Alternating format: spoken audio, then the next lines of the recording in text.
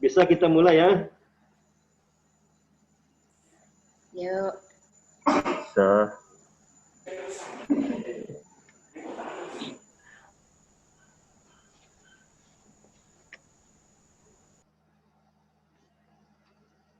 Baik Bapak Ibu, Romo, selamat pagi semuanya.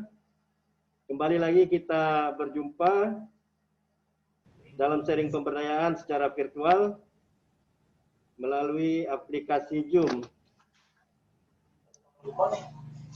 Partisipan kita 74 orang yang sudah masuk.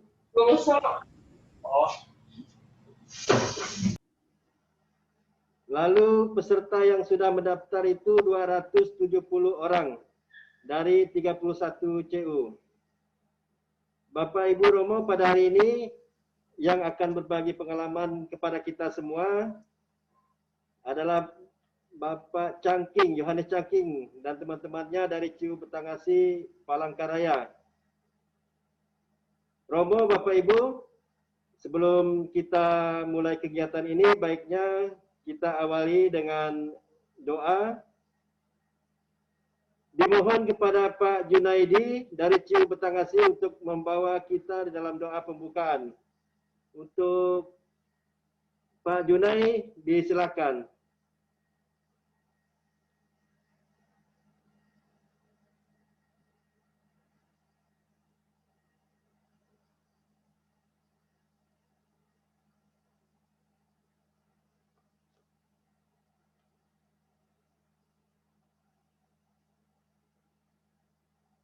Halo Bapak Ibu, apakah suara saya kedengaran?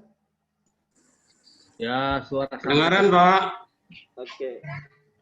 Silakan Pak Junai dari CU Betangasi untuk membawakan doa pembukaan. Oke, Pak Anwar. Halo. Ya, silakan Pak Junai. Terima kasih. Oke. Selamat pagi Bapak Ibu, mari kita awali kegiatan sharing pemberdayaan hari ini dengan doa menurut agama dan keyakinan kita masing-masing. Saya pimpin dan agama Kristen, mari kita berdoa. Ucap syukur buat pagi hari ini Tuhan, atas berkat yang boleh kami nikmati, atas hari yang baik yang juga kami rasakan sehingga membuat kami semangat hari ini. Biarlah Tuhan sharing pemberdayaan hari ini yang disampaikan oleh Kopdi Betangasi dapat kami terima, dapat kami dengarkan, dan boleh menambah pengalaman kami dalam pemberdayaan bagi anggota kredit union, dan anggota pun dapat sejahtera, dapat meningkatkan taraf hidupnya, dapat bekerja dan berpikir dengan baik sesuai dengan kehendak Tuhan dalam kehidupan kami, juga melalui aturan-aturan kredit union. Terima kasih Tuhan, sertailah sharing kami hari ini, jika kami boleh melakukannya dalam keadaan sehat dari awal hingga berakhirnya nanti dengan baik. Terima kasih Tuhan Yesus. Amin. Di dalam namamu kami berdoa dan bersyukur. Amin. Amin. Terima kasih Pak Junai. Romo, Bapak Ibu, kegiatan ini akan dibuka oleh Pak Herman Abatan dari Atambua. Beliau adalah Wakil Ketua Puskopdit DKCU Kalimantan. Kepada Pak Herman, silakan. Selamat pagi semua. Selamat pagi. Oke, Pak. Yang saya hormati teman-teman pengurus, saya lihat ada Pak Anton Seresima, selamat pagi. Ada teman-teman lain. Ibu Manajer Puskopdit BKCU Kalimantan bersama teman-teman semua dari Puskopdit BKCU Kalimantan, teman-teman seluruh dari CU, seluruh anggota Puskopdit BKCU Kalimantan dalam segala posisi, ada yang pimpinan manajemen, ada yang mungkin pengurus, pengawas atau aktivis. Kita bertemu dalam ruangan ini, dan dari Atambua saya menyampaikan salam sehat untuk kita semua. Kalau kita ikuti proses selama ini, kurang lebih dari bulan Juli, hari ini kita sudah mulai dengan kali yang keempat sharing pemberdayaan. Kita masih ingat bulan Juli itu kita ditemani oleh teman-teman dari CU Angu di Laras. Bulan Agustus itu CU Saunsi Barung. Bulan yang lalu, bulan September, CU Kasjatra. Dan hari ini teman-teman dari CU Betang Asi melalui Pak Yohanes Cangking yang akan menemani kita dengan testimoni pemberdayaan. Ini berbeda, kita sangat yakin. Tapi paling kurang melalui testimoni pemberdayaan dari kita sekalian, kita belajar untuk menimbulkan kesadaran baru, dan dari situ kita mulai hal-hal yang sederhana, tetapi merangsang pemberdayaan untuk diri sendiri, juga seluruh anggota bahkan terpancar kepada pemberdayaan di tengah masyarakat. Saya sangat apresiasi apa yang disampaikan selama ini. Bahkan dalam BKCU Forum kemarin, Pak Anton Seresima cukup membantu kita dengan testimoni pemberdayaan. Dan itu belakangan ini saya lihat warna pemberdayaan sungguh nampak lewat berbagai media, berbagai perjumpaan, yang ditayangkan bukan hal-hal konsumtif, tetapi terutama hal-hal produktif dalam pemberdayaan-pemberdayaan, dan itu harus menjadi kekhasan kita.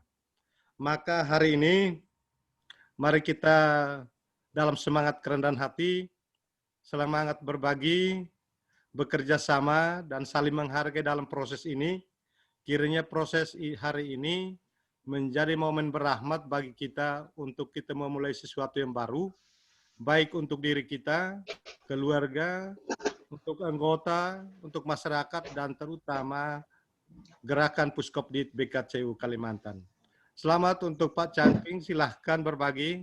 Dan kita sekalian yang sudah pernah ikut, sudah paling kurang 3 bulan yang lalu sudah ikut, jika hal-hal yang menjadi kesadaran baru dan sudah mulai diimplementasikan, ini juga kesempatan untuk boleh berbagi. Siapa tahu akan merangsang kita dalam grup ini, dalam forum ini, untuk bisa buat sesuatu yang lebih produktif untuk masa depan CEU kita masing-masing, dan terutama masa depan Puskopdit BKCU Kalimantan. Selamat untuk kita semua, dan dengan ini, maka sharing pemberdayaan hari ini dapat saya buka dengan resmi. Sekian dan terima kasih. Terima kasih Pak Herman Abatan dari Atambua. Romo, Bapak Ibu, kegiatan sharing pemberdayaan ini akan dipandu oleh Ibu Serapin sebagai moderator. Beliau adalah manajer diklat dan pemberdayaan Puskopdit BKCU Kalimantan. Kepada Ibu Serapin disilakan.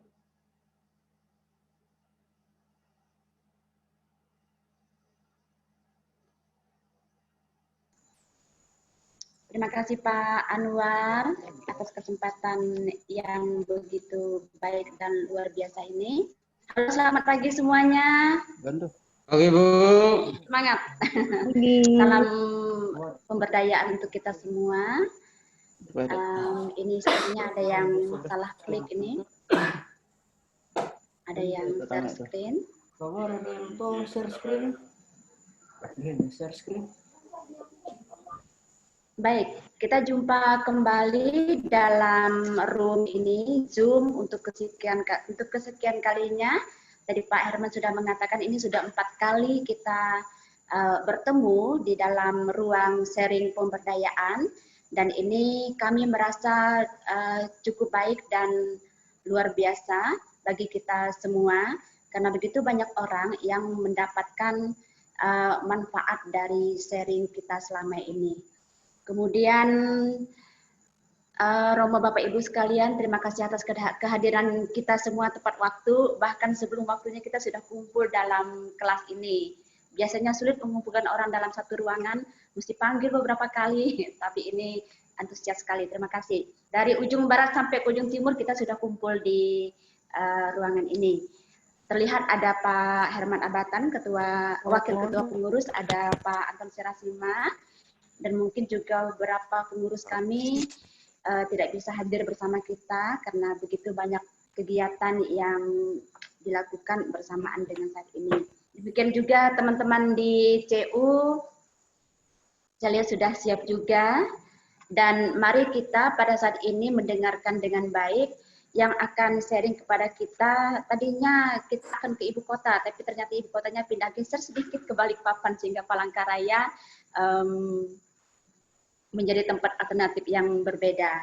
Nah, Pak Cangking adalah manajer diklat dan litbang di CU Betang Asih. Saya kira sudah senior juga dan begitu banyak pengalaman. Dan beliau akan berbagi kepada kita seperti apa pemberdayaan yang selama ini dilakukan di CU Betang Asih dan mungkin rencana-rencana yang akan dilakukan pada tahun 2021 yang akan datang. Kemudian nanti setelah selesai sharing dari Pak Cangking, maka kita juga akan mendengarkan testimoni dari kelompok usaha. Jadi kita bisa melihat langsung dan mendengarkan langsung seperti apa yang mereka kerjakan. Apakah demikian yang selalu kita dengungkan dan kita sampaikan kepada anggota. Itu adalah kelompok dari Bu John, manajernya ada di sini saya kira Pak Junaidi, kelompok peternak babi. Nanti. Tapi sabar dulu kita mendengarkan secara global dulu dari Pak Cangking. Silakan Pak Cangking, kesempatan seluas-luasnya kami berikan kepada Pak Cangking dan tim di sana. Apapun yang terjadi di Betang Asih silakan disampaikan kepada kami dan kami semua siap mendengar. Bapak Ibu Romo sekalian, jika nanti ada hal-hal yang ingin ditanyakan atau penasaran dengan pemberdayaan di CU Betang Asih, maka kita akan dapat berdiskusi langsung. Silakan Pak Cangking, kesempatan seluas-luasnya kepada Pak Cangking. Kami akan bantu share screen dari kantor KCU. Baik, terima kasih Bu Serapin. Selamat pagi semuanya, Bapak Ibu sekalian. Pagi Pak. Cangking.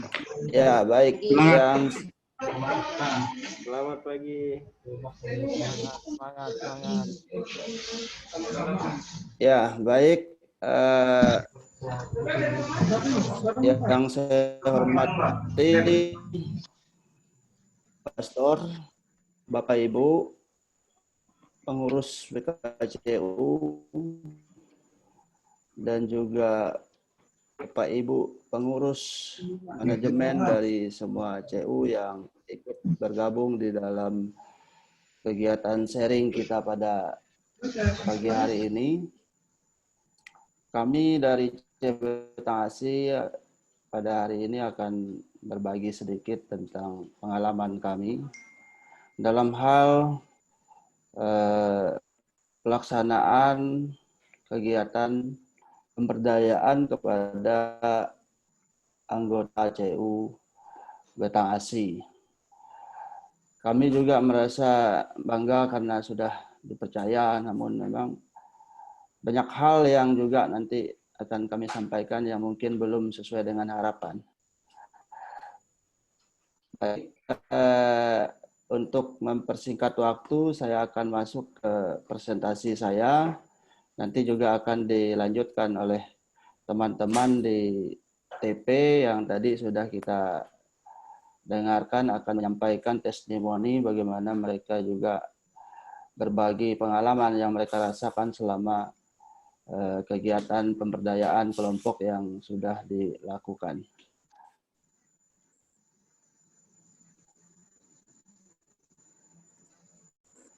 Bisa terlihat ya? Bisa. Bisa Pak. Presentasi saya bisa ya? Oke, baik. Tadi sudah disampaikan oleh Bu Serapin tentang identitas saya. Saya manajer di CU Betang Asih bagian diklat dan pemberdayaan juga dengan di Litbang.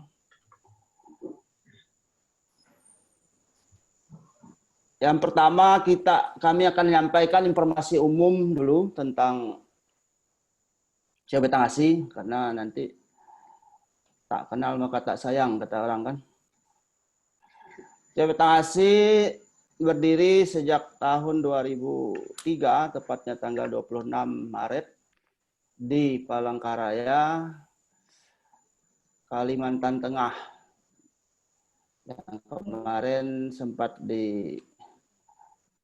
isukan menjadi salah satu kandidat terkuat untuk ibu kota baru Indonesia, tetapi memang kami kalah lobby lah dengan mereka Kaltim. Kami sadar diri saja. Sabar Pak Cantik. Ya baik. Ya itu udah ada orang Kaltim tuh, mereka emang semua fasilitas lengkap. Jadi kami sadar lah ya. Masih tetanggaan Pak Cantik. Ya masih lah. Nah, kami masih kena imbasnya. Paling tidak ada produk-produk yang bisa kami pasarkan di sana ya Pak Tulu ya. Baik, secara ini di kantor pusat kami terletak di ibu kota provinsi Kalimantan Tengah di Jalan Cilikriwut, kilometer 1. Sebagian Bapak Ibu juga sudah mengetahui. Ya, lalu yang berikutnya, secara umum juga kami informasikan tentang anggota, kemudian aset kami. Anggota sampai saat ini sudah 40.000 lebih. Dengan aset juga sudah 738 miliar. Memang ini agak pergerakannya di tahun-tahun terakhir ini agak melambat ya. Sesuai dengan situasi kita dan juga kita juga lebih kepada memperkuat kualitas, jadi tidak lagi mengejar kuantitas anggotanya. Ada juga yang kita seleksi juga, yang kita keluarkan dan sebagainya.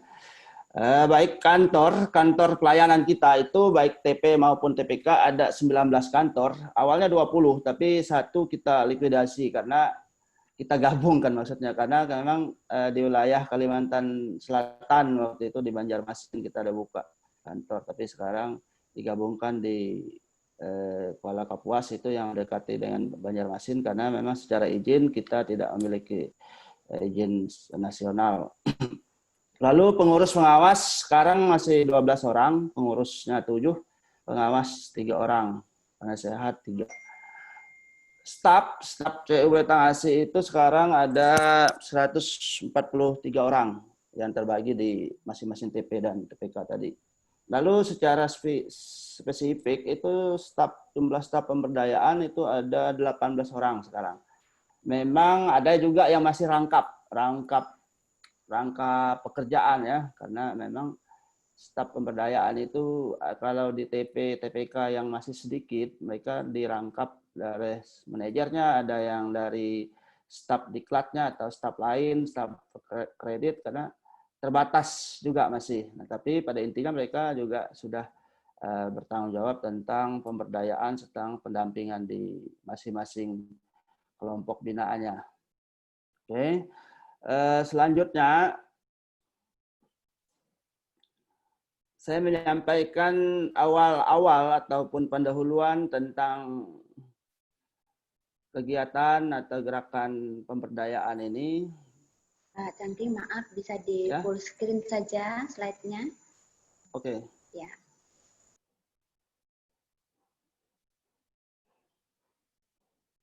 Ini ya. Oke. Oke.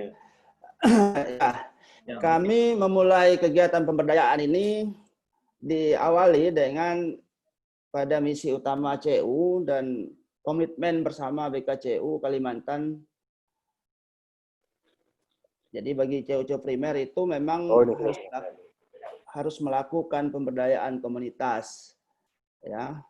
Itu kita mengacu ke sana. Lalu kita juga melakukan beberapa kali lokakarya pemberdayaan di tingkat internal. Awal-awalnya kan kita juga bingung juga ini mau melakukannya dari mana, karena belum ada pengalaman juga sebelumnya untuk pemberdayaan di tingkat CU ini.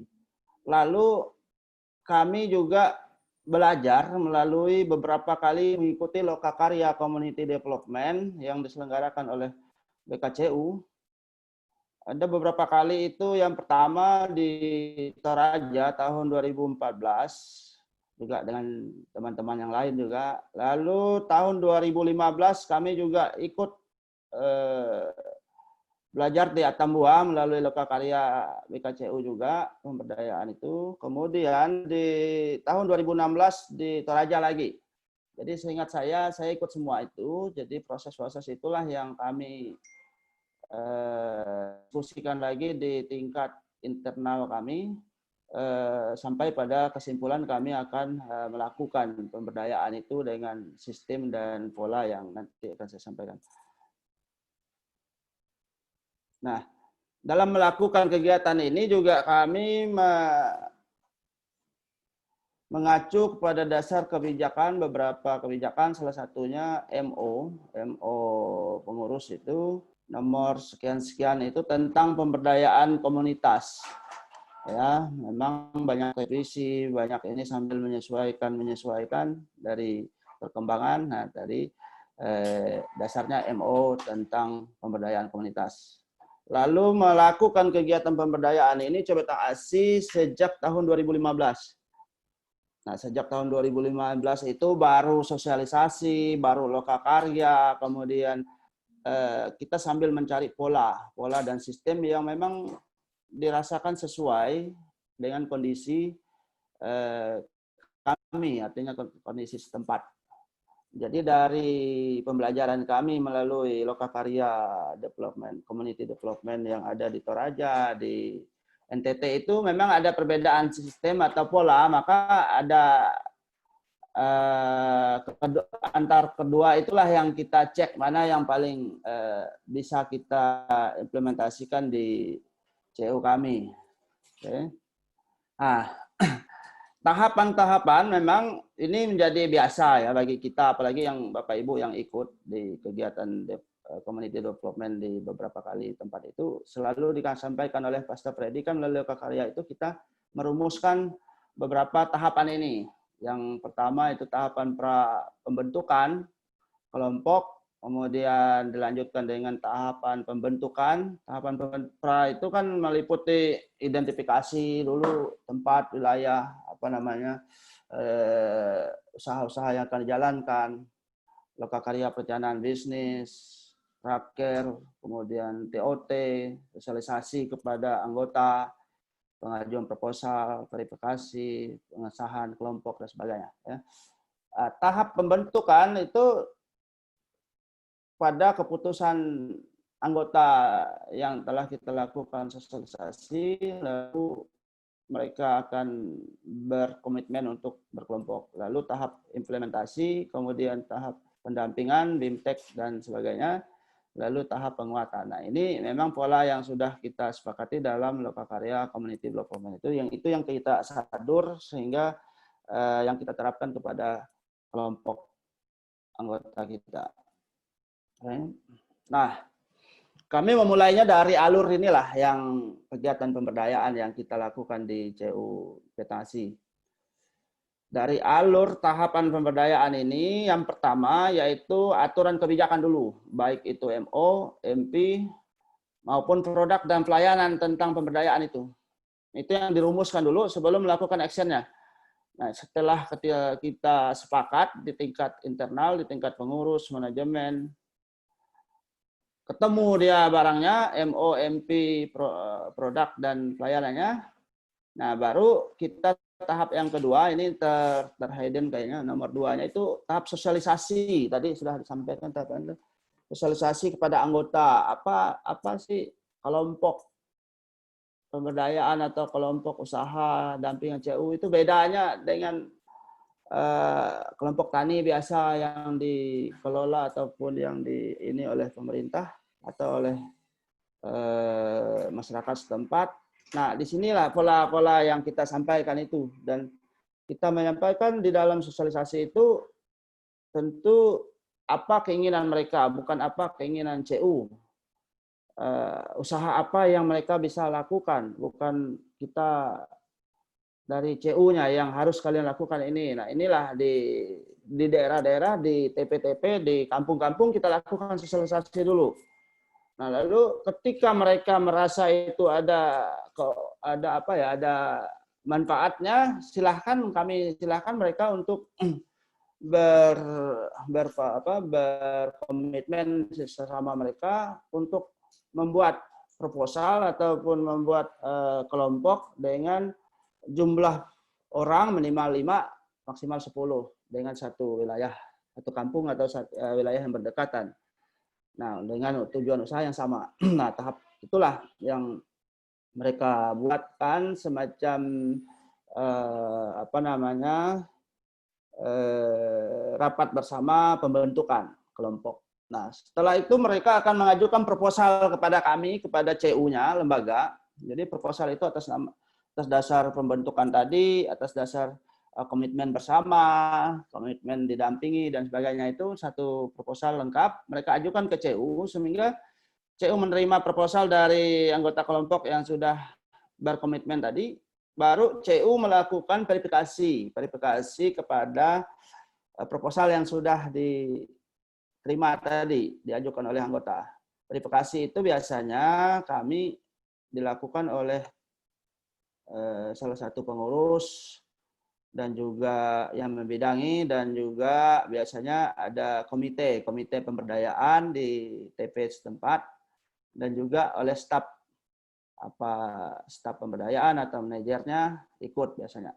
Nah, apa yang dilakukan dalam verifikasi yaitu memastikan bahwa kelengkapan berkas atau mereka berkelompok itu berdasarkan komitmen bersama, bukan hanya atas inisiatif 1-2 orang sehingga nanti untuk memudahkan proses, tapi memang betul mereka kita tanya, kita cek satu-satu, mereka dikumpulkan, lalu kita berikan penjelasan secara detail lagi, lalu sampai kepada kalau usahanya misalnya usaha ternak babi misalnya atau ternak sapi, mereka harus sudah siapkan kandangnya, mereka sudah siapkan lokasinya, sehingga keseriusan itulah yang kita lihat dalam tahap verifikasi.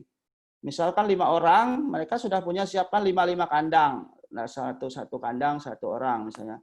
Atau kita tanya mereka, apakah kalian bersedia berkelompok? Apakah kalian tidak merasa terpaksa? Tidak. Nah, maka hasil verifikasi itulah yang kita nanti bawa ke tingkat rapat lagi. Apakah mereka layak untuk disetujui berkelompok atau tidak? Nah, ada dua opsi ketika hasil verifikasi itu bisa ditolak atau disetujui. Kalau dia ditolak itu biasanya karena mereka kurang serius. Jadi misalnya verifikasi dari 10 orang yang hadir cuma 2, 3. Nah, ini sudah mempengaruhi biasanya. Lalu kesiapan kandang, kesiapan lokasi, lahan, dan sebagainya biasanya nggak ada. Hanya baru rencana. Nah, ini biasanya menjadi pertimbangan pada saat kita memutuskan apakah ditolak atau disetujui. Nah, ketika dia ditolak, tentu kita berikan ke surat pemberitahuan. Surat pemberitahuan itu kepada yang bersangkutan, kepada kelompok, bahwa kami belum bisa memenuhi permohonan proposal itu untuk dampingan kami. Silahkan nanti disesuaikan lagi. Artinya kita tidak setujui. Tapi kalau dia disetujui, maka ada SK kelompok yang hasil rekomendasinya dari pengurus dapat diterbitkan SK. Jadi daftar kelompok itu bisa menjadi kelompok dampingan CU. Nah, baru pengurus memberikan SK. SK itu kita sampaikan kepada mereka untuk pegangan kelompoknya dan juga sebagai data bagi CU memang mereka terdaftar di CU-nya. Nah, jadi SK itu juga menjadi salah satu syarat lampiran ketika mereka mengajukan kredit kelompok. Jelas, lalu SK tadi sebagai salah satu syaratnya melakukan kredit kelompok. SK diserahkan, mereka mengajukan kredit kelompok. Kredit kelompok ini biasanya dilakukan secara bersama, secara diajukan ke CU, kemudian tim kreditnya bersama staf pendamping biasanya melakukan survei kepada kelompok itu tadi, kelompok yang mengajukan. Nah, itu kewenangan keputusan kredit dan sebagainya biasanya diputuskan bagian kredit, karena bagian pemberdayaan hanya memberikan data dan biasanya memberikan rekom-rekom tentang anggota itu. Setelah kredit dicairkan, anggota kelompok biasanya selalu didampingi, atau kelompok usaha itu harus didampingi oleh staf pendamping CU. Biasanya dilakukan minimal 1 Jadi pendamping itu akan melakukan kunjungan sampai melihat usahanya, perkembangan dan sebagainya setiap bulan, ikut rapat dan sebagainya. Memang banyak kendala juga di pendampingan ini kan, karena biasanya kapasitas pendamping juga belum mempunyai kemampuan yang profesionalitasnya belum, kurang lah maksudnya, karena mereka juga otodidak. Nah, jadi itu sambil menyesuaikan saja. Tapi intinya memang dilakukan pendampingan. Lalu setelah pendampingan biasanya kita bertenis. Jadi berdasarkan hasil pendampingan ada mereka memerlukan apa yang kurang, biasanya disampaikan kepada kami pengajar manajer.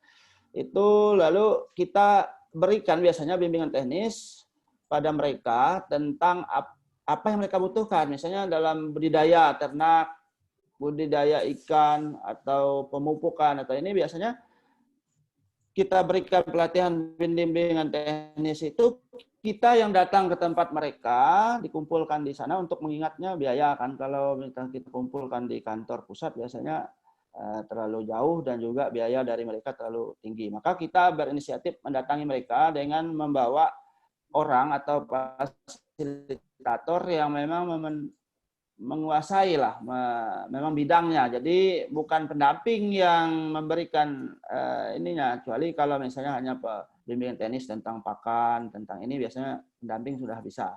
Tapi yang berkaitan dengan hama, dengan penyakit, dengan pengelolaan, budidaya sebagainya, biasanya kita meng-hire mereka yang mempunyai kemampuan atau memang membidangi hal-hal itu, supaya jangan salah nanti. Jadi salah yang kita sampaikan berakibat matilah apalah ininya, mereka jadi repot juga.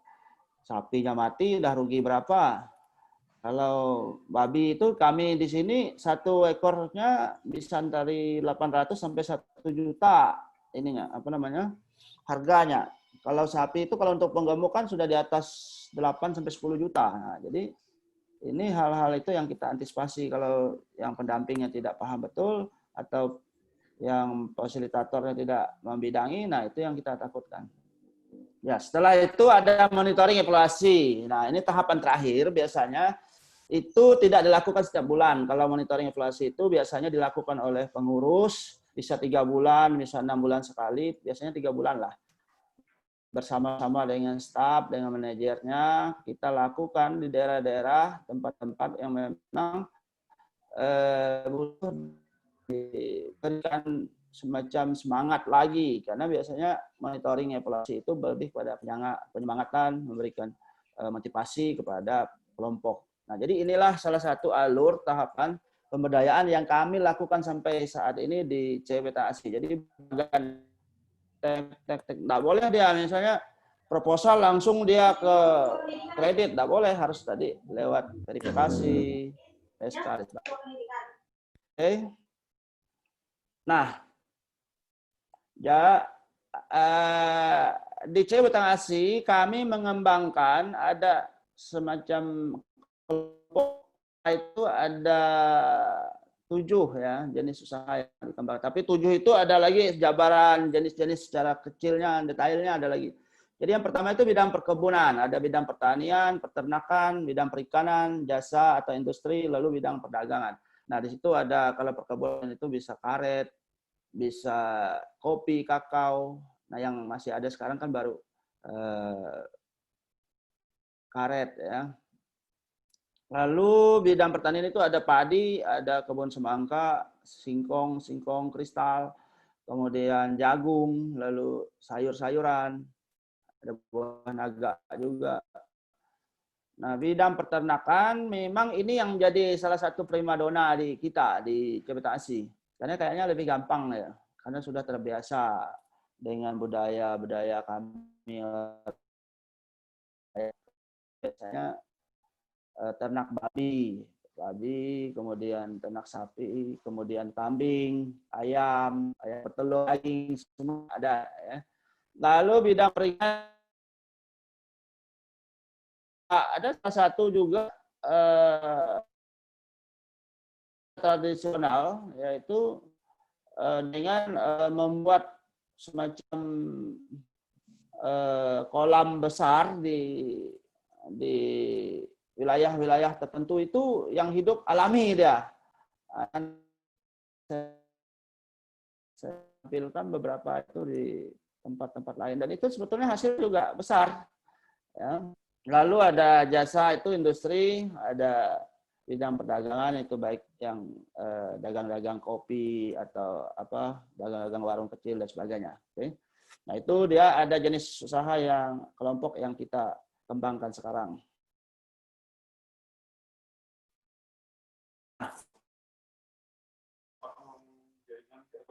Betul-betul kan? Kodeksi kayaknya. Oke. Ya, daftar kelompok binaan CU per bulan Oktober ini bisa kita lihat di tampilan saya. Secara keseluruhan sudah 260 kelompok. Ya. 260 kelompok itu terbagi di beberapa jenis usaha tadi, tapi hampir 60-70% itu ternak babi ya paling banyak. Nah, lalu orangnya, jumlah anggotanya dari 260 kelompok itu 1.634, terdiri dari laki-laki 487 orang, kemudian perempuan 1.153 orang, ya dari 260 kelompok itu. Nah, lalu jenis jumlah kredit yang diedarkan sudah 6 miliar. Ini sebetulnya turun ya, turun dari akhir tahun kemarin. Akhir tahun kemarin hampir 10 miliar, 9 miliar lebih. Karena memang sekarang banyak yang pelunasan-pelunasan dan belum melakukan kredit baru. Yang uniknya Ibu Bapak sekalian, di CU Betang Asih itu anggota kelompok mayoritas atau hampir 80% itu perempuan. Nah ini yang uniknya di kami. Kami di kampung-kampung itu hampir ya 90% yang ikut berkelompok perempuan ya. Itu kenapa laki-lakinya jadi sedikit? Ya memang di wilayah kami di Kalimantan Tengah ini laki-laki itu usaha-usaha produktif yang memang sudah dilakoni dan cenderung mereka tidak mau yang usaha-usaha kecil-kecil seperti ini. Inilah salah satu tantangan bagi kami. Mereka lebih suka berusaha, ya mohon maaf, misalnya nyedot emas. Jadi kalau nyedot emas itu mereka bisa berminggu-minggu depan di inilah apa. Nah, kalau yang berkelompok yang kecil-kecil yang begini mereka tidak mau. Makanya di sini hampir 80% menurut catatan kami ini pesertanya atau anggotanya itu perempuan. Nah, oke, di sini hampir coba kalau kita lihat di 19 kantor itu hampir semua ada kelompok. Karena juga Pak GM selalu mengingatkan bahwa semua kantor mesti harus ada yang kelompok binaannya. Apapun jenis kelompoknya silakan, tapi memang harus ada. Nah, jadi kita bisa lihat di sini tabel itu ada yang paling banyak itu di TP Pujon, TBS Pujon ini Pak Junai yang ikut juga tadi, nanti dia akan sharing salah satu anggota kelompok dari TP Pujon ini akan melakukan sharing testimoni tentang bagaimana mereka sudah merasakan dengan kegiatan berkelompok. Oke. Nah, lalu kegiatan-kegiatan di dalam pemberdayaan yang dilakukan itu sosialisasi sekitar kemarin ini ada 5 kali dengan peserta sosialisasi 1.100. Saya dalam sosialisasi selama sebanyak 75 kali, hampir 70-an juta nih. Di DP data.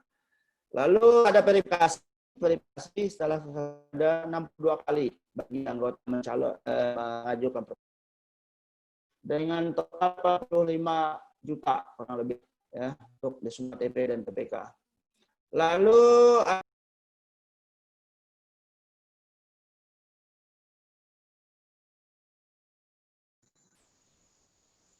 Sepertinya koneksinya terputus.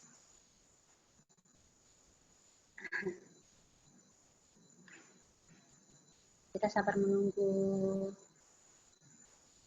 Pak Cangkin kembali.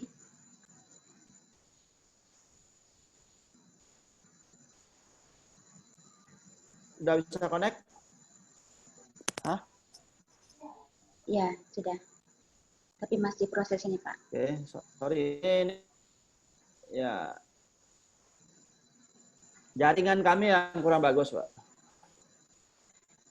Iya, enggak apa-apa. Ini di luar kekuasaan kita. Mungkin akibat gagal jadi Ibu kota kota. negara itu. Iklan, Pak, iklan. Baik, saya lanjut. Mohon maaf. Ya, mohon maaf Ibu Bapak sekalian. Ya, jadi Monep tadi ada 64 kali. Pelatihan itu ada yang pelatihan secara dipusatkan, ada yang juga yang di TP-TP itu ada BIMTEK ya.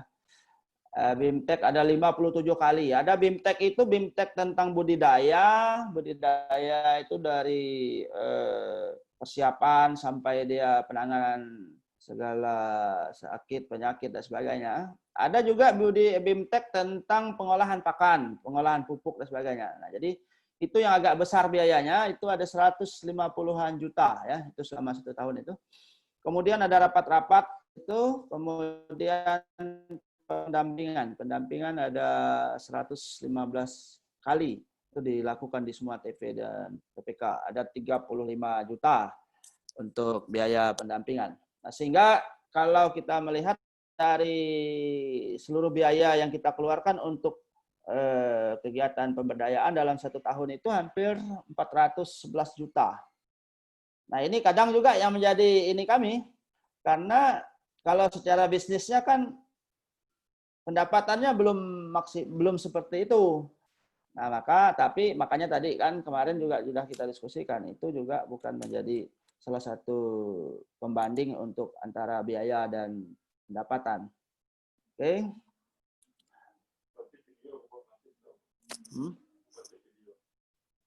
Video Ben. Video. Oke.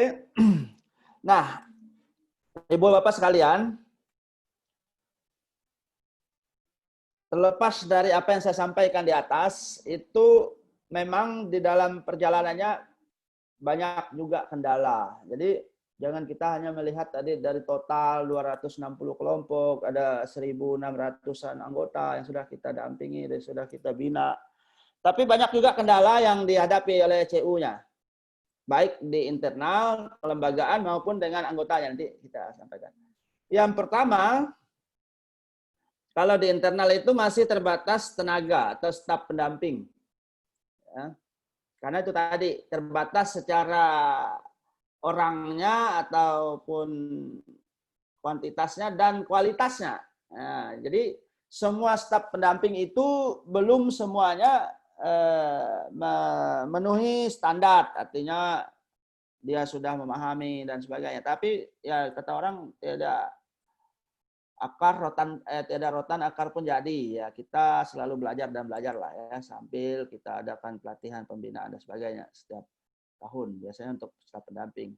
Nah, lalu yang berikutnya jarak terlalu jauh sehingga menyebabkan biaya dan tenaga yang dikeluarkan terlalu besar. Nah, ini yang menjadi salah satu tantangan juga. Karena kalau di Kalimantan ini kan wilayah pengembangan CU kami kan terlalu luas. Khususnya di Cibetang AS itu ada yang dari kantor pusatnya masih berjarak di antara 250 sampai 300 km. Nah, belum lagi dari kantor TP itu ke anggota-anggota itu banyak jalan yang belum terlalu bagus, sinyal tidak ada, jaraknya bisa 4 jam, 3 jam. Nah, itulah yang saya katakan kendala-kendala atau tantangan di internal. sehingga biayanya yang dikeluarkan besar. Kemudian juga kalau terlalu jauh itu cenderung kita yang mendampingi atau perhatian kita kepada mereka juga sangat terbatas. Nah, itu juga yang menyebabkan nanti bisa kreditnya lalai, usahanya tidak berhasil karena kunjungan terbatas atau kurang misalnya. Nah, ini kendala di internal. Kendala-kendala yang dihadapi di eksternalnya atau kelompoknya atau anggotanya, ya salah satunya itu masih sulit untuk menerapkan tanggung renteng. Saya tidak tahu lah kalau di tempat Bapak Ibu sekalian ya, tanggung renteng ini bagaimana penerapannya. Tapi sesungguhnya di tempat kami, saya jujur saja mengatakan bahwa di anggota itu iya saja, ada pernyataan, ada apa, pada saat kita sosialisasi, verifikasi, memberikan kredit, tanggung renteng. Tetapi dalam pelaksanaannya ketika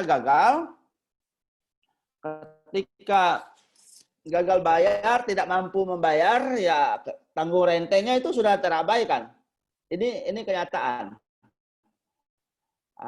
Jadi salah satu kendalanya sulit kita menerapkan dan memaksimalkan tanggung renteng itu. Lalu yang kedua, yaitu masih ada anggota yang macet karena gagal panen. Jadi macet itu pinjamannya nggak mampu bayar. Jadi gagal panen itu bisa disebabkan oleh usahanya tadi tidak berkembang dengan baik, misalkan usahanya pada saat penjualan tidak hasilnya tidak maksimal, atau bisa juga dipengaruhi wabah, atau bisa juga dipengaruhi harga yang fluktuasi tidak stabil. Nah, jadi itu. Nah, lalu yang berikutnya, kendala pada saat dia gagal bayar itu karena hasil usaha panen yang sudah didapatkan itu digunakan untuk kepentingan lain, sehingga dikatakan gagal bayar. Kenapa?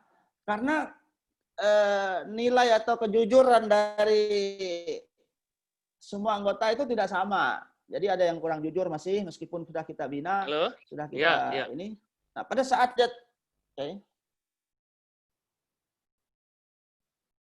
pada saat dia jatuh tempo, uangnya nggak ada. Kenapa? Kata staf pendamping, uangnya kemana? Sementara hasilnya sudah dijual. Babinya kandangnya sudah kosong misalnya. Pak, ini untuk bayar anak sekolah, untuk biaya ini, biaya itu. Nah, sudah terabaikanlah di tanggung jawabnya, di CU-nya. Nah, itu salah satu juga kendala ya. Tentu tidak semua. Dalam satu kelompok misalnya ada 1, 2, tapi tidak juga misalnya dalam satu kelompok 5 orang atau 6 orang semuanya gagal bayar, enggak. Jadi itu yang terjadi. Lalu antar kelompok tidak kompak.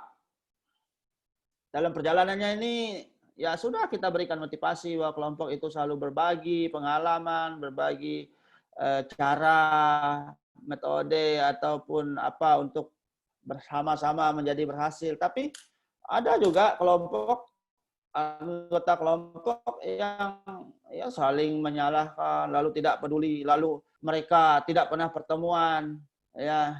Nah, jadi tidak tahu kompak, kurang kompak. Tapi tentu ada yang baik. Ya. Lalu yang berikutnya, sulit menyesuaikan dengan pola atau sistem baru yang kita ajarkan, yang lebih modern, lebih sudah bagus menurut kita. Tapi mereka masih suka dengan gaya lama, gaya bebas lah, bahasa apa? Itu gaya bebas. Ya, karena kesulitan mereka untuk beradaptasi.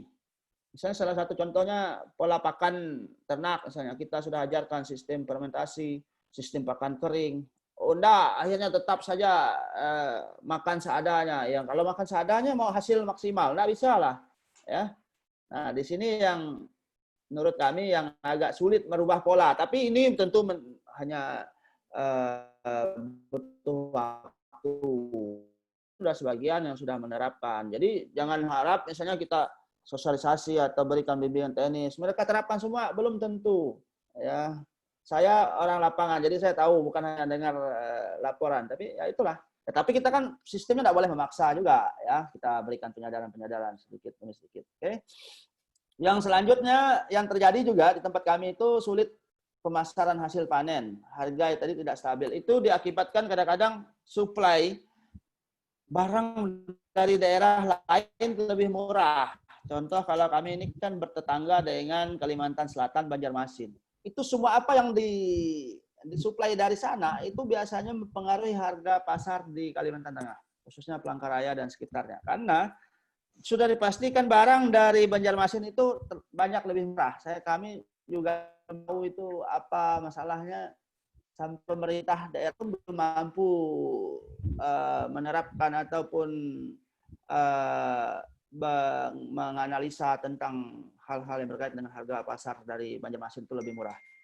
Contoh, harga ayam. Ayam itu dari Banjarmasin jauh lebih murah. Bahkan Banjarmasin itu bisa kirim langsung ke Kalbar sana.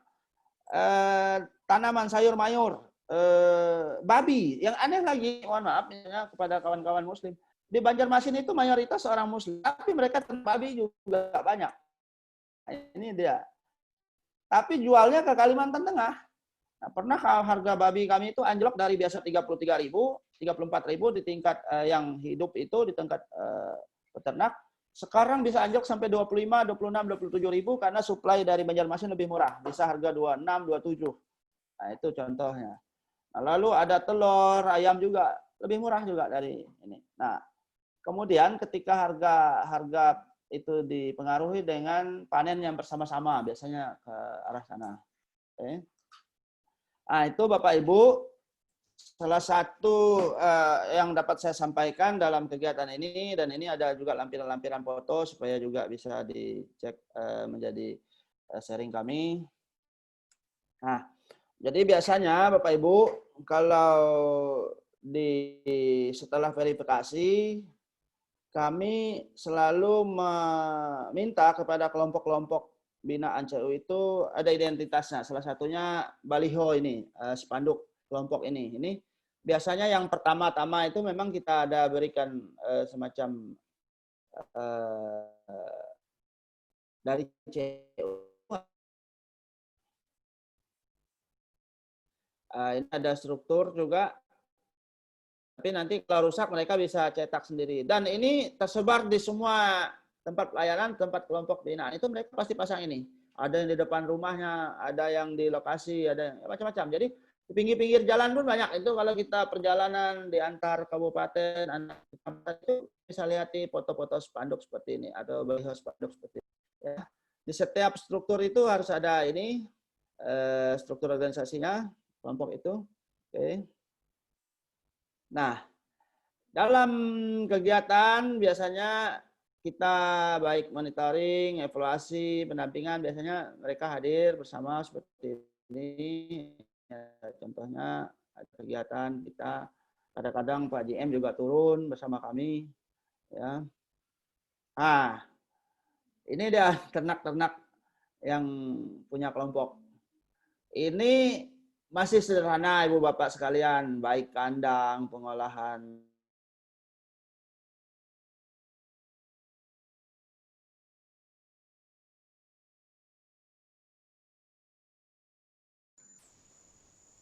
Koneksi lagi, saya kira.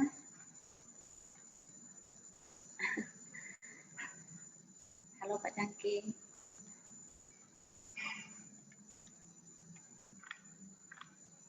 Halo, di tempat lain, apakah masih baik koneksinya? Masih bagus, Bu Serapin. Oh iya, berarti ini betul-betul imbas. Nampaknya di Betang Asi itu kabelnya diseruduk babi itu, Pak Cangking.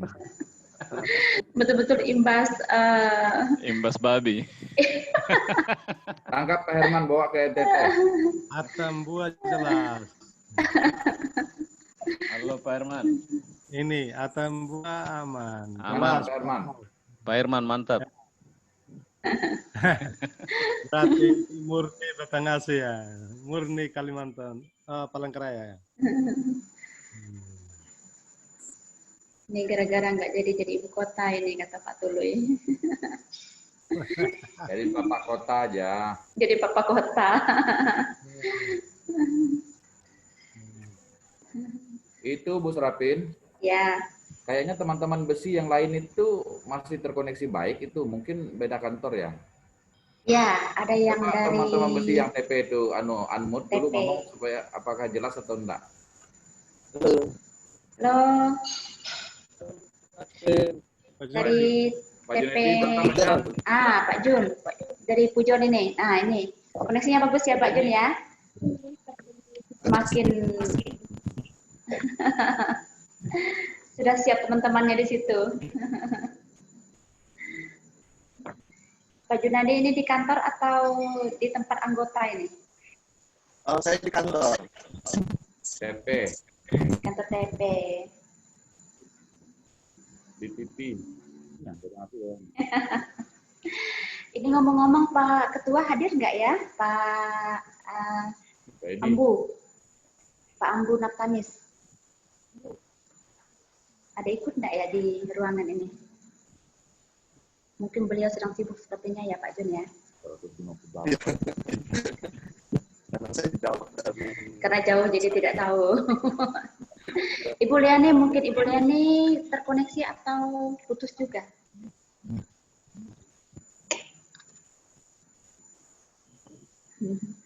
Kalau agak lama, mungkin Pak Junaidi bisa,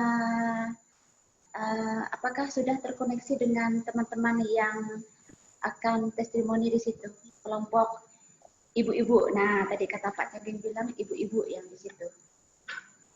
Sudah, Ada Bu. nah, itu. Ini.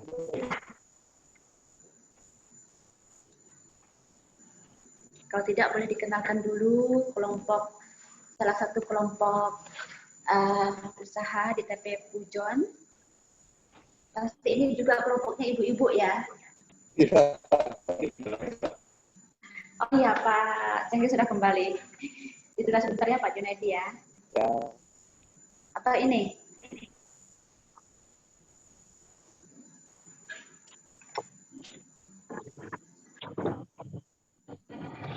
Pak Cangking apakah sudah kembali atau ini dari Pak Junaidi kah?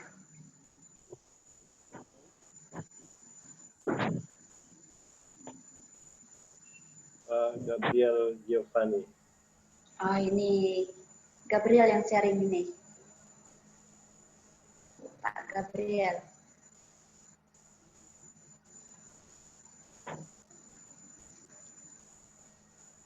Waduh. Oke. Ibu Liani sudah kembali sepertinya.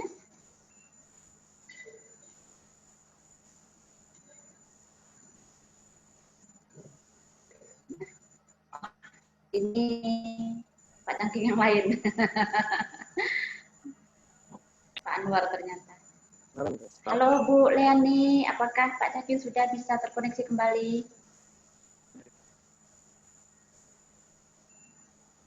Halo. Halo, kalau gitu kita ke Pak Junaidi dulu dan teman-temannya di TP Pujon. Bisa nggak dengar, Bu? Ah, iya ini dia baru. Oke. Jadi mohon maaf sekali lagi karena kami di sini posisinya mati lampu, PLN kami mati. Mantap. Itulah sudah banyak nih kendala nih, Pak Toloy. Jadi tadi mati lampu, jadi koneksi internetnya terputus. Paksa pakai internet pribadi ini ya. Sabar. Makanya ibu kotanya digeser ya Pak. Sabar.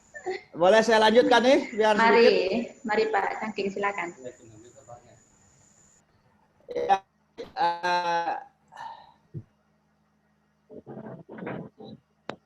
tadi saya sampai sini nih. Ya. Kandang. Ya. Kandangnya tuh enggak bagus-bagus juga, tapi kita selalu memberikan mereka kalau sudah nanti menjadi maju ya mesti harus direhab, saya bilang. Jangan mau hasil banyak tapi ininya terbatas ya. Kemudian ini ada ayam petelur. Ayam petelur ini didampingan di tempat Pak Junai tadi.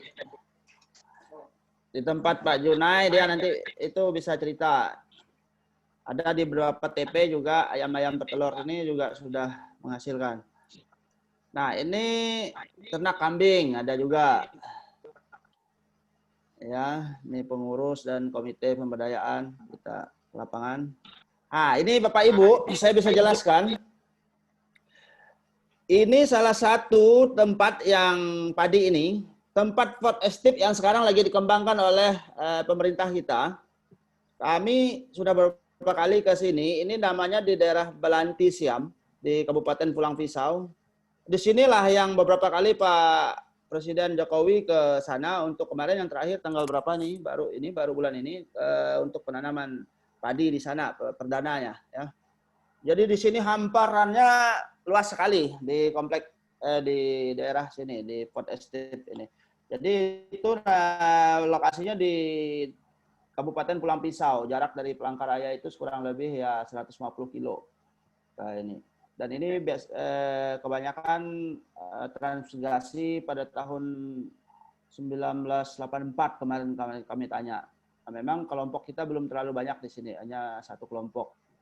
Kalau yang sebelahnya ini kebun semangka. Kebun semangka itu menghasilkan 1 tahun sekali panen biasanya pada saat masa-masa puasa. Oke, nah ini kerajinan rotan. Kerajinan rotan ada beberapa kelompok yang binaan kita di Kabupaten Pulang Pisau juga. Mereka banyak juga yang nitip di kantor, di ini kita ikut memasarkan. Ya. Nah, yang terakhir ini saya akan memutar video ya, video tentang pembuatan pakan sapi secara sistem selase. Okay.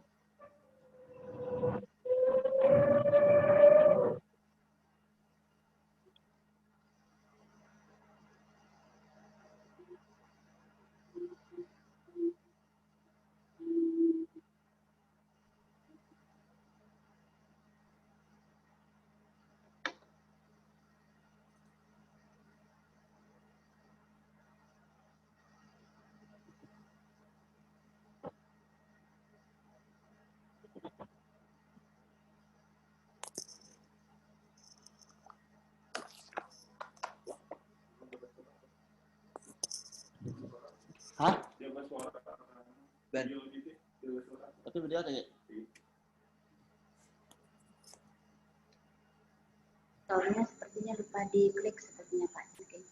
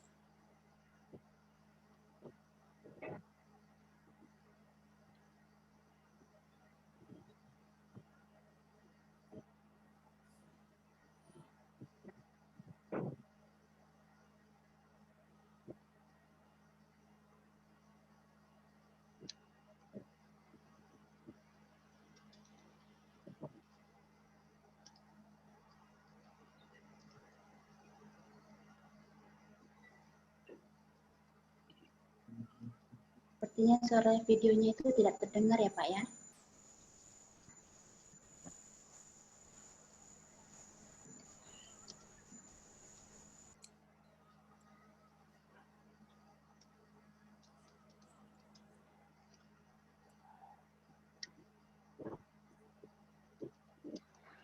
Oke, baik Ibu Bapak sekalian, para pastor yang saya hormati, itulah sedikit sharing dari kami, dari Cewetang Asih, yang dapat saya sampaikan dalam kegiatan ini.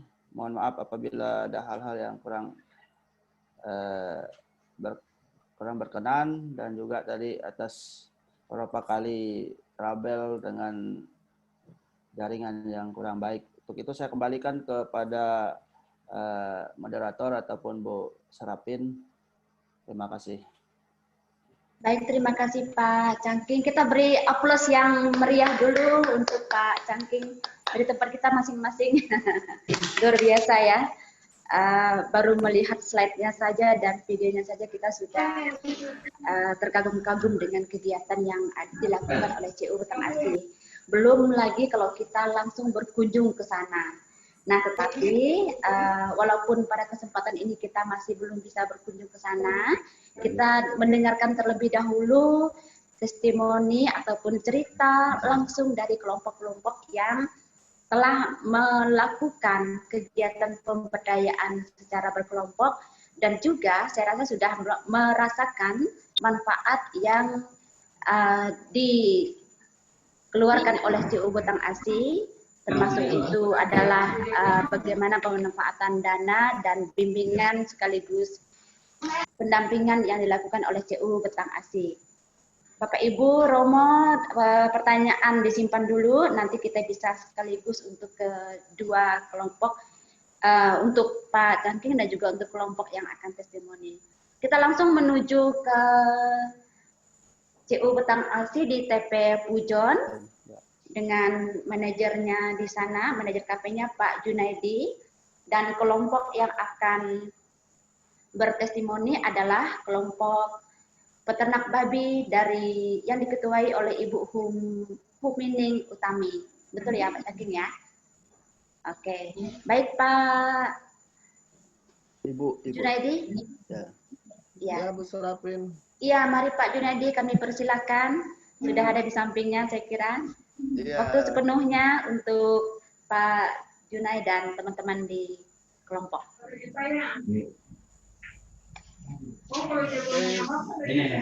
Saya mulai ya. Mari silakan. Oke, selamat pagi buat kita semua. Ini masih pagi ya. Pagi Pak. Pagi. Dan sebenarnya ini saya juga sudah mengajak ketua kelompok dari peternak babi, mungkin teman-teman lebih nanti lebih bertanya kepada dia apa yang dia rasakan selama dalam kelompok yang dibina oleh CU Betang Asih, karena memang dari awal untuk membentuk di TP Pujon itu agak susah juga. Tapi walaupun susah, kita tetap optimis bahwa manusia itu pasti berubah dan berubahnya ke arah yang lebih baik. Jadi itu yang kami lakukan. Pertama, memang ada mulainya dari studi banding atau kita mengajak mereka ke tempat anggota CU yang lain di TP lain,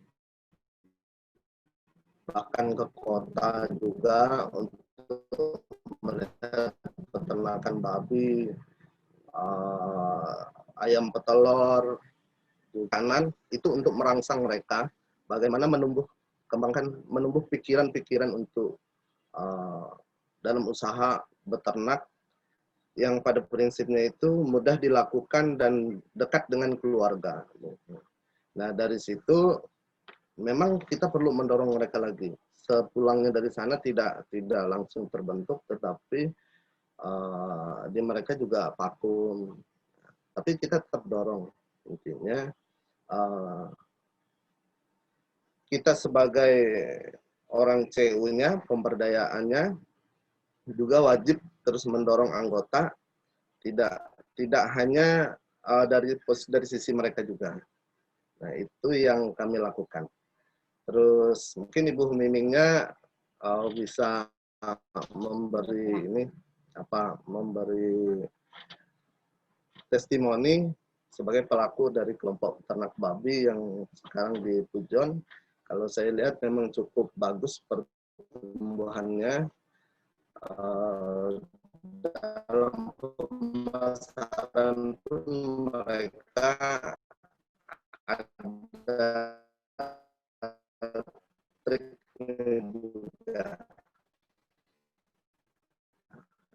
Terus rapin ya, langsung ke Ibu Humiming ya. Perkenalkan, nama saya Ibu Ming. Selama ini saya aktif sebagai kelompok usaha peternak babi yang dibina oleh CU Betang Asi, yaitu di wilayah Pujon, Kapuas Tengah. Kelompok kami sudah berjalan selama 3 tahun, dan puji Tuhan bisa berhasil, dan hasilnya pun bisa untuk membantu ekonomi keluarga kami.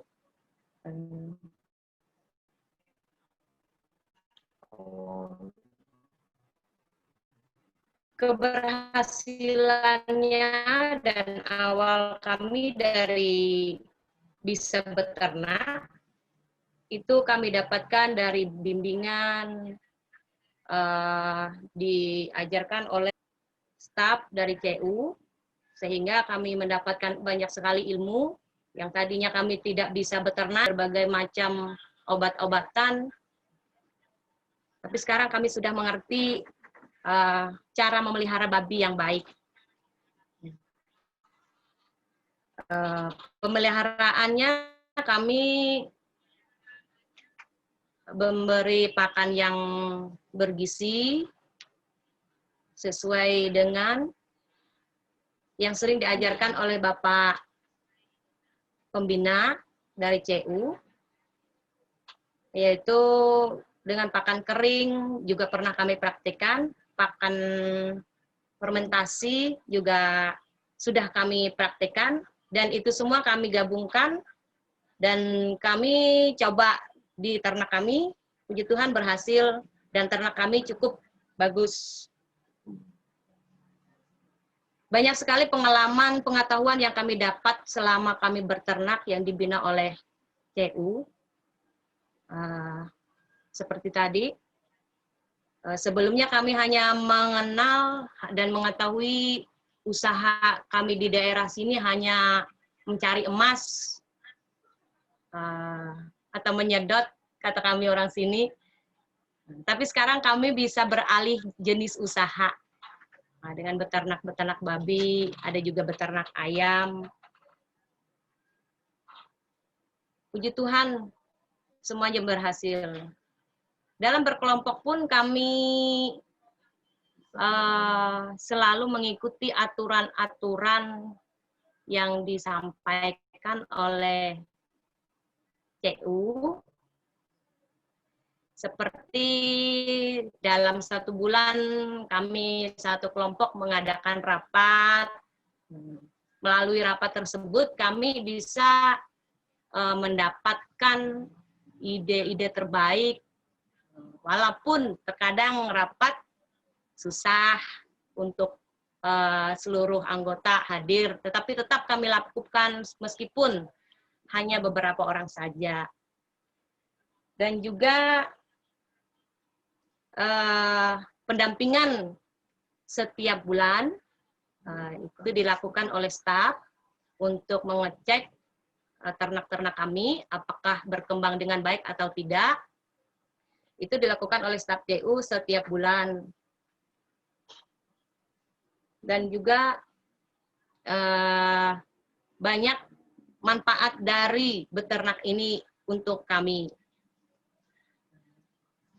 Begitu juga dengan penjualan kami, karena keadaan kami sekarang di kampung, itu tidak bisa membuka pasar ataupun skala besar ya.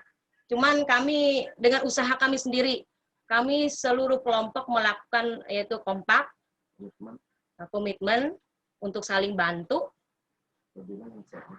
Apabila satu orang melakukan pemotongan ternak, teman-teman yang lain diusahakan, kami upayakan supaya bisa saling membeli. Dengan hal tersebut bisa saling bantu. Dan puji Tuhan, setiap kami menjual tersebut terjual dengan habis. Ya, Bapak Ibu, kami tidak melupakan cara-cara berternak juga dari zaman dulu, juga kami gabungkan dengan cara beternak sekarang. Misalkan kami tidak mendapatkan obat-obatan. Kami masih memakai cara-cara peternak zaman-zaman dulu seperti dengan daun-daunan, misalkan ada kendala dari ternak kami yang kurang bagus. Karena di sini kami untuk mendapatkan obat-obatan juga jauh ya dari Palangkaraya, tetapi kami tidak putus asa untuk mencari solusi supaya ternak kami tetap berjalan dengan baik. Budaya lama pun tetap kami pakai.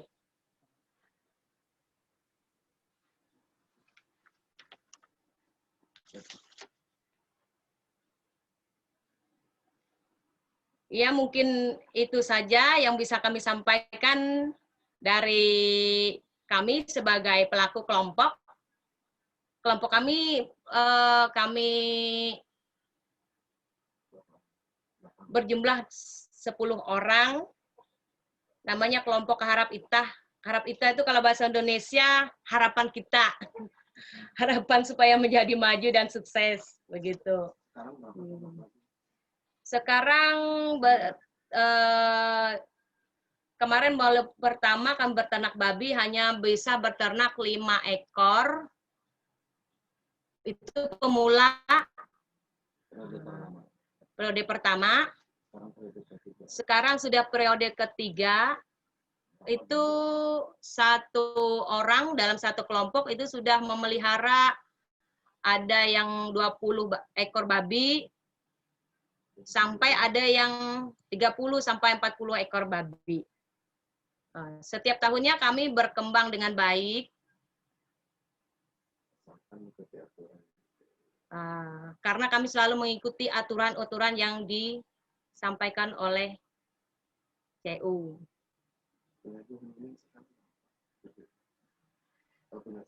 Puji Tuhan kalau punya saya ternak babinya ada 24 ekor, karena kemarin saya setiap bulannya bisa melakukan pemotongan paling sedikit 2 ekor, dan babinya juga beranak, anaknya juga dijual, sebagian juga penggemukan, itu membantu untuk pembelian pakan. Mungkin itu saja yang bisa kami sampaikan. Selamat siang, terima kasih. Siang.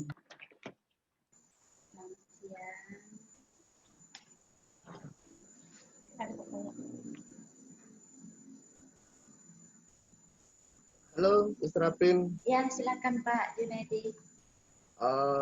Mungkin kita lebih nanti kepada pertanyaan saja kali ya, Mr. Apin ya. Ya. Saya lebih ini ya.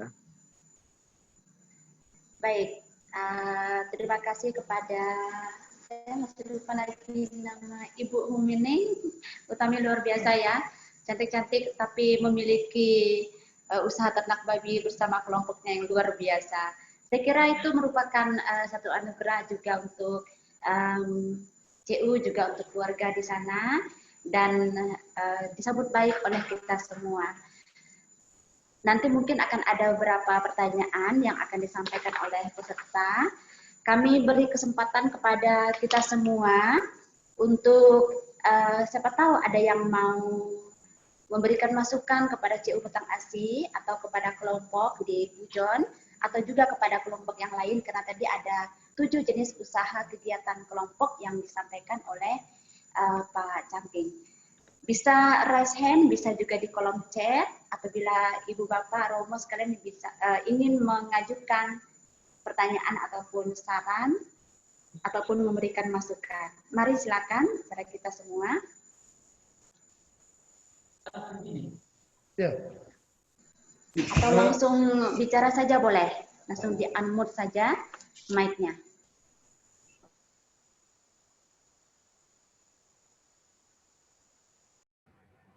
Pak Matus dari Sari, Bu.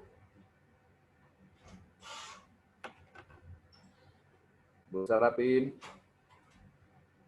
Mari Pak Tuluy, Pak Matus, mari silakan. Baik, terima kasih. Selamat pagi Pak Cangking, Pak Junedi, dan teman-teman semua. Pak Hanya Amatus dua atau pertanyaan. Pak Amatus Selamat atau pagi, Pak Pak. Tulu ini? Pak Matus yang minta Selamat ngomong, pagi. tapi nanti belum tambah kalau kurang. Ya, terkait dengan penyampaian dari teman-teman Betang Asi tadi, ada dua hal saja dari pemateri terakhir ya, supaya tidak lupa ibunya. Pertama itu terkait dengan jenis babi yang dikembangkan Pak Junedi dan teman-teman, karena dulu kita pernah bersharing itu memang yang dikembangkan oleh teman-teman Betang Asi ini nampaknya berbeda dengan yang dikembangkan oleh teman-teman dari Saung Sibarung. Nah, jenisnya yang seperti apa, lalu apa keunggulan bibit jenis ini, sehingga kita bisa lebih efisien terkait dengan pakan dan jangka waktu produksi. Itu yang pertama.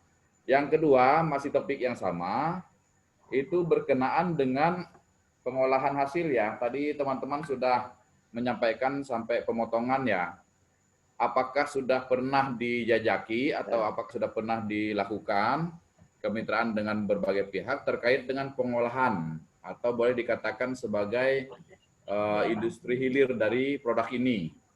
Karena terus terang Pak Junedi dan teman-teman, Daya Lestari ini khusus di TP Mitra Linggang, beberapa waktu lalu kami evaluasi memang ada kesulitan terkait dengan hasil produksi. Karena semuanya itu terjadi di luar dugaan, Pak. Waktu awal-awal pengembangan ternak babi ini memang tidak ada kendala.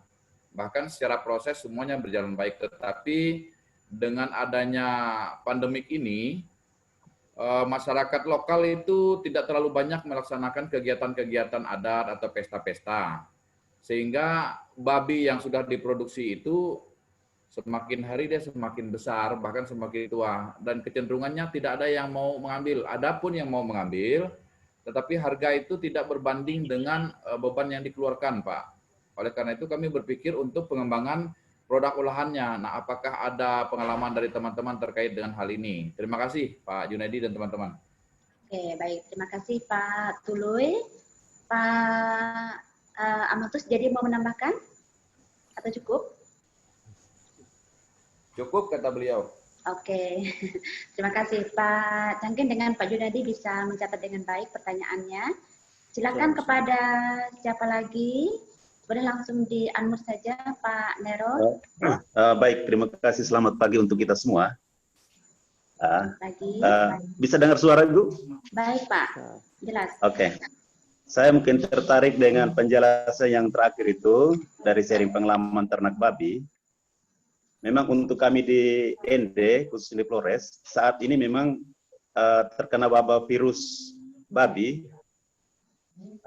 Sampai dengan saat ini juga belum menemukan vaksin, sehingga anggota kami mengalami sedikit kesulitan untuk mendapat pengobatan,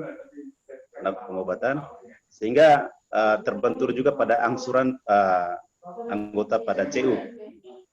Lalu kemudian yang saya mau tanya, Pak Nero, mic-nya termute sepertinya. Baik. Mungkin bisa teman-teman dari CU Betang Asi bisa sharing sedikit kira-kira solusi apa ketika kita peternak babi itu mengalami terkena virus.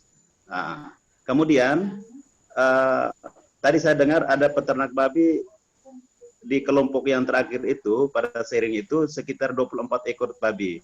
Saya mau tanya sedikit kira-kira pertama mungkin dengan pertanyaan yang pertama mungkin pemilihan bibitnya seperti apa, kemudian bagaimana cara kawin yang baik, lalu kemudian kira-kira berapa jumlah biaya pakan sebulan sehingga kita bisa melihat berapa keuntungan pada saat kita menjualkan ternak babi itu sendiri. Untuk sementara itu saja Ibu Serapin. Terima kasih. Selamat pagi. Baik, terima kasih Pak Nero. Bisa dicatat dengan baik, saya kira. Berikutnya, apakah masih ada? Saya coba cek lagi. Mari silakan di-unmute saja. Boleh langsung bersuara. Ya, baik. Terima kasih Ibu Sapin. Mari, dari CU mana?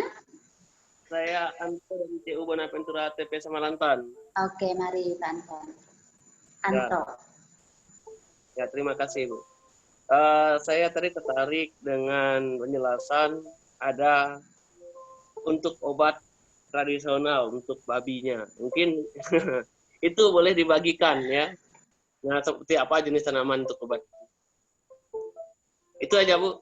Oke, mungkin jangan dibagikan, nanti mereka kekurangan persediaan. Disaringkan saja cara-caranya ya. Iya, maksudnya begitu. Oke, terima kasih. Ada lagi? Ya. Ada lagi Bu dari CUMKS. CUMKS. Mari silakan CU Mentari Kasih. Baik, terima kasih Bu.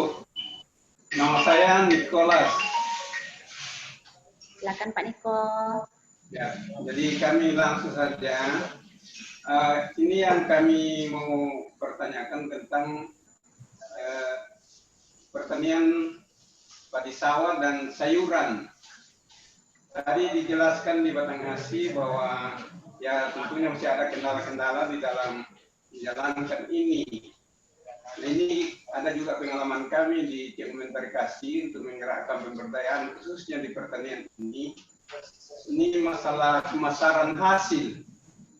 Nah, ini barangkali di Batanghasi tidak mengalami barangkali masalah yang agak berat tentang pemasaran. Tapi kami di sini kadang kalau sudah produksi melimpah sulit sekali untuk dipasarkan. Akhirnya petani itu rugi.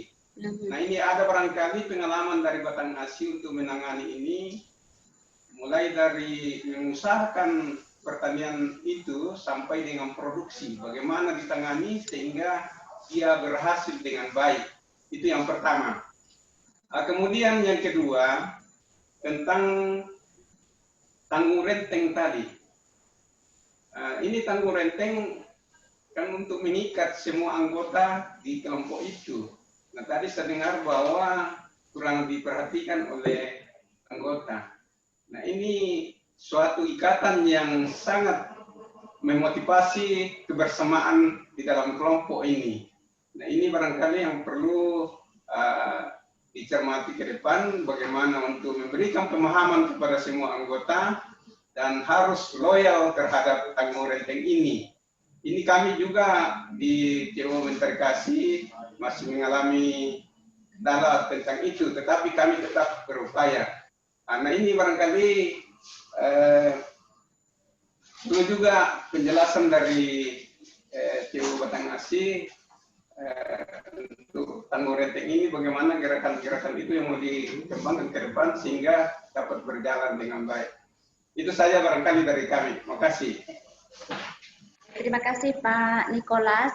Saya kira ini sudah banyak sekali pertanyaan dan hal-hal yang ingin diketahui oleh peserta. Langsung saja kepada Pak Cangking dan juga kepada Pak Junaidi. Siapa yang duluan akan menjawab?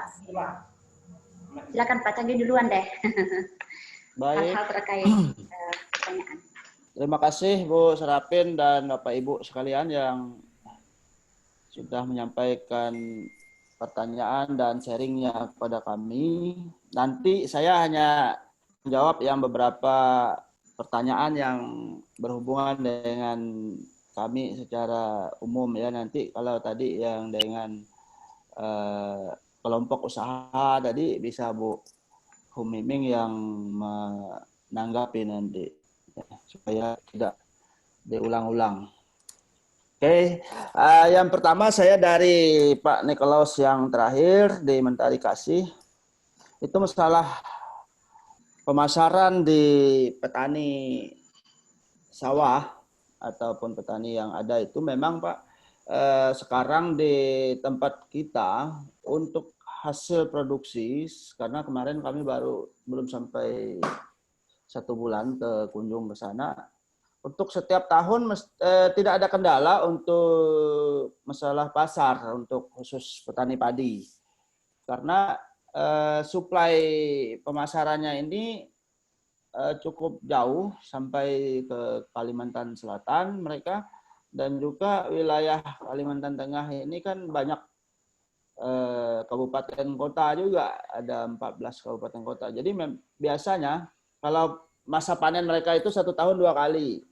Jadi semuanya terserap dan mereka biasanya jual beras dan gabah keringnya itu di tempat sana memang sudah ada penggilingannya padinya. Jadi bisa dipasarkan dengan baik khusus petani padi. Apalagi sekarang ini dengan program pemerintah yang program nasional untuk ketahanan pangan itu food estate ini banyak bantuan dari mereka dari pemerintah yang mereka terima.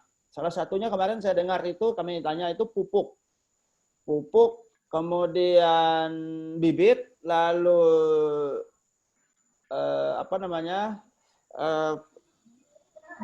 traktor pertanian modern itu sekarang dipinjamkan, bahkan tidak ada sewa itu, hanya kalau memang ini biaya minyak dan operator saja. Nah, jadi ini suplai pupuk, suplai apa ke sana itu banyak sekali itu. Dan fasilitas penunjang lainnya, infrastruktur sekarang jalan juga sudah diperbaiki, sudah bagus. Kemudian akan membangun gudang bulog besar di sana, hampir 4 hektar wilayahnya katanya. Jadi untuk itu tidak ada kendala ya. Nah, hanya memang betul ada yang tadi kendala di pasar itu ketika panen raya seperti semangka. Kebun semangka itu kemarin ada kendala karena harga jauh di bawah harga biasanya. Kalau biasanya harga semangka di tingkat petani itu bisa 4.000, sekarang di tingkat pengecer bisa 2.500. Nah, itu mereka rugi. Nah, ya itu yang memang dialami juga. Nah, lalu yang berikutnya tanggung renteng, Pak. Tanggung renteng ini di awal-awal sudah menjadi kendala karena ketakutan para anggota untuk berkelompok itu salah satunya dengan yang kita sampaikan masalah tanggung renteng. Tapi setelah kita berikan pemahaman-pemahaman ya mereka bisa terima. Tapi kenyataannya juga barang ini susah-susah gampang juga karena itu tadi banyak anggota yang tidak komitmen dengan masalah tanggung renteng itu. Nah, salah satu caranya sebetulnya kalau memang bisa dijalankan, kita kan sudah memberikan pembelajaran kepada mereka itu melalui kas kelompok itu, baik yang disisihkan dari awal mereka berkelompok ataupun pinjam itu kan sesuai peraturan itu kan ada harus menyisihkan sekian puluh ribu atau sekian ratus ribu untuk menjadi dana kelompok bersama kas kelompok itu. Kemudian harus ada iuran setiap bulan, wajibnya berapa. Nah, lalu harus ada setiap hasil panen harus menyisihkan juga untuk kas kelompok. Itu mereka bisa atur. Ada banyak kelompok yang mempunyai dana cadangan kas kelompok itu cukup besar yang sudah menerapkan itu. Ada yang sampai 8 juta, 10 juta, 12 juta, ada yang 5 juta. Ada juga yang tidak menerapkan itu. Nah, ini juga menjadi kendala. Padahal ketika mereka mengalami kesulitan panen atau apapun itu, tidak mampu bayar itu, gagal bayar, kalau ada kas kelompok tadi, mesti bisa dipakai, digunakan. Nah, ini yang belum semua diterapkan, belum semua ini. Makanya saya bilang tadi, dengan pola-pola baru, pembelajaran-pembelajaran baru itu, ada sebagian yang sudah bagus, sudah menerima, ada sebagian yang masih belum, masih suka dengan gaya lama, gaya bebas. Nah, itu juga. Nah, ini masalah renteng ya. Nah, lalu yang dari CUKS ada pertanyaan tadi di chat juga saya lihat itu apakah kandangnya terpisah dalam satu kelompok usaha itu atau di satu kandang dikelola bersama-sama. Nah, itu bagus pertanyaannya. Nah, untuk CU Betang Asih kita mengharapkan dan menerapkan pola kelompoknya itu pola tanggung jawab masing-masing anggota individu kelompok anggotanya. Jadi bukan satu kelompoknya. Pinjam pun dia atas nama pribadi anggota kelompoknya. Jadi bukan satu kelompok itu pinjam jadi diajukan itu enggak. Tidak satu kelompok itu satu orang satu pinjaman, tapi bersama-sama mengajukan dan pembayaran. Nah, lalu kandang ataupun tempat lahan atau usahanya itu satu anggota satu kandang atau satu tempat usaha. Jadi bukan satu kandang dikelola bersama. Nah, jadi di sana. Lalu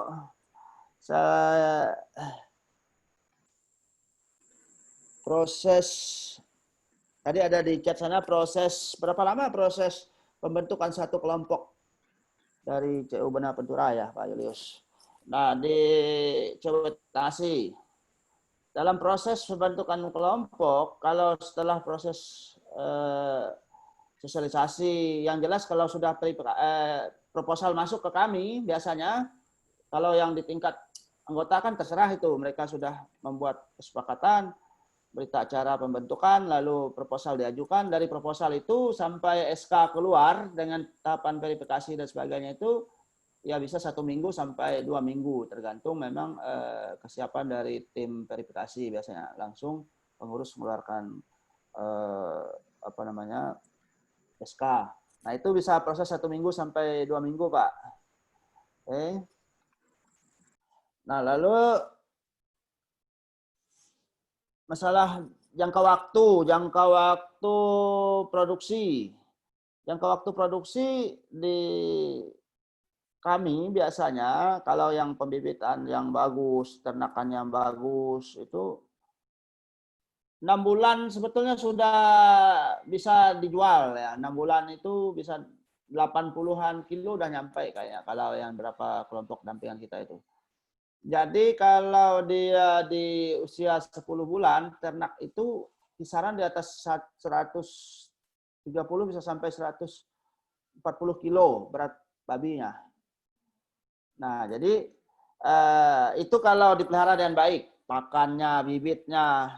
Nah, jadi pemilihan bibit juga itu harus, karena biasanya kalau sudah diajarkan bimbingan teknis itu sudah sampai bagaimana cara memilih bibit, bagaimana cara pemberian pakan, bagaimana cara pengolahan pakan, berapa kebutuhan nutrisinya ataupun proteinnya, itu biasanya kita berikan dalam BIMTEK itu.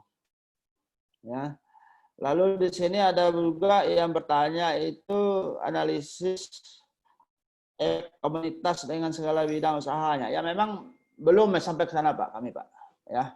Yang jelas kalau pinjamannya tadi masih ada yang macet-macet juga. Ya, masih dalam pinjaman kelompok masih ada yang macet tadi, gagal bayar tadi. Nah, lalu berdampak kepada pinjaman lainnya. Nah, yang lebih bagus juga kalau dia punya pinjaman lain itu biasanya dia lebih tanggung jawabnya jadi semakin kuat, karena kalau kelompoknya macet lalu pinjaman lainnya macet kan tidak mungkin juga dia malu juga dia. Nah, jadi biasanya kalau kelompoknya lancar dan pinjaman umumnya lancar.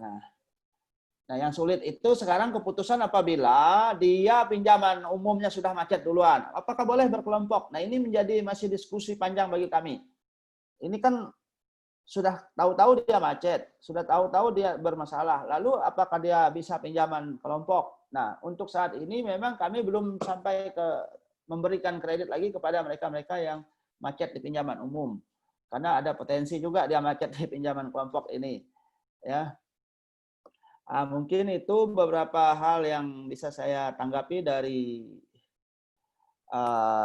pertanyaan tadi. Mungkin masalah yang berkaitan dengan teknis di ternak dan sebagainya bisa disampaikan oleh Pak Junai ataupun Ibu Humiming dari TP kami di Telok di Pujon ya, di Pujon. Oke, terima kasih. Jangking sadar Pak Junai dan Ibu Humining untuk Ya. menjawab beberapa pertanyaan. Mungkin juga ada beberapa hal di chat room, bisa dilihat, bisa dibaca, bisa sekaligus ditutup. Ya.